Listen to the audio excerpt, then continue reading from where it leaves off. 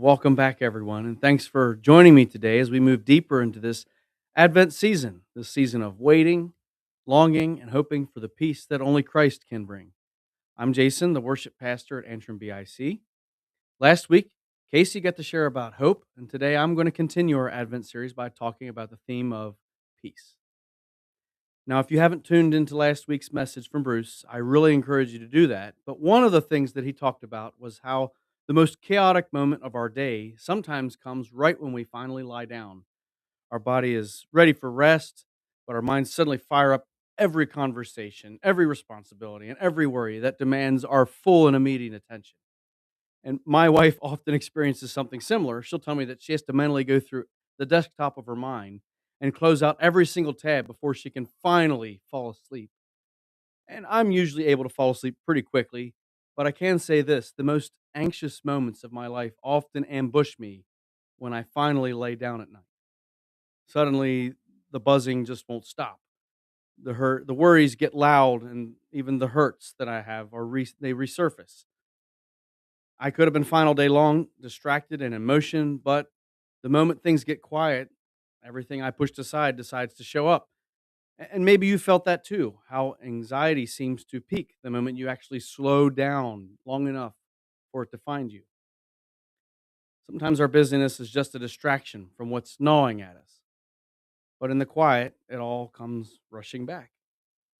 And that's why the words of Jesus mean so much in this season. Advent is a beautiful season, but it can be complicated. It's full of longing, full of expectation, and for many of us, full of stress, grief, or the ache of missing people who aren't with us this year. And into all of that, Jesus speaks these words from John 16:33.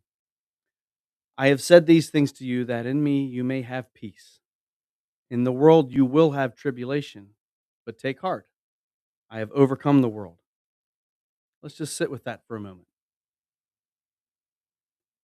That promise from Christ is one that you would never find on a Christmas card. During Advent, we talk a lot about peace on earth, but Jesus starts this passage with a promise that we don't like very much.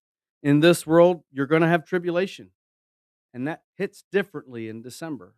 Because even while the world is singing, all is calm and all is bright, your world might not be. Maybe Christmas stress is building. Maybe grief shows up like an uninvited guest.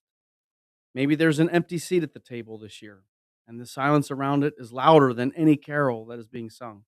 And Jesus doesn't ignore that. He doesn't pretend that the world is gentle. Advent isn't about pretending the darkness isn't real. It's about remembering that the light came anyway. After that, Jesus says something radical. He says, in me, you may have peace. Not in the perfect holiday, not in the right mood, not in everything going smoothly, but in Him. That is incredibly good news for the overwhelmed heart because the peace you need isn't locked up in a moment that you can't recreate. It isn't something that you can earn by holding yourself together. And it isn't something you lose because this season is just harder than usual. Peace just isn't a vibe. Peace isn't just a mood, it's a person.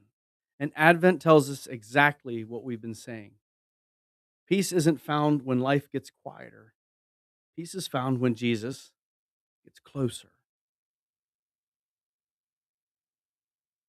Jesus ends this with, take heart, I have overcome the world. What comforting words. He doesn't say, take heart, your holidays are going to go perfectly. He doesn't say, take heart, your grief will soon disappear. He doesn't say, take heart, anxiety won't touch you again. He says, take heart because I have overcome. And that matters deeply for the one stressed parent trying to hold everything together. It matters a lot for a grieving spouse missing someone deeply this year. It matters a lot for the one whose mind simply will not quiet at night. It matters a lot for the heart caring more than it knows how to hold or how to name.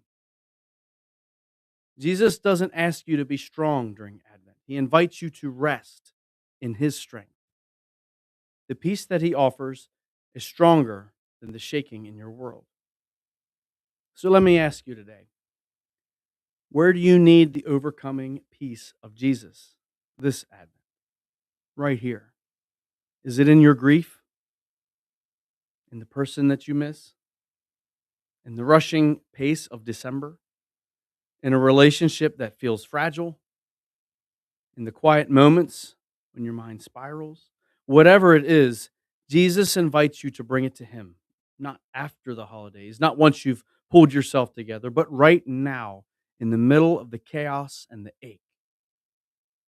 Won't you pause with me and whisper this prayer in your heart? Jesus, here is where I'm overwhelmed this Advent season. Here is where I'm hurting. Here is where I need your peace. Lord, draw closer to me. Hold what I cannot hold. You have overcome this world, Lord. Let your peace overwhelm and overcome my fear. May the peace of Christ, the one who has overcome the world, draw near to you this Advent. May he quiet the anxious places, comfort the grieving spaces, and steady your heart with his unfailing love. Today, may his presence be your peace in every step, every moment, and every breath. Amen.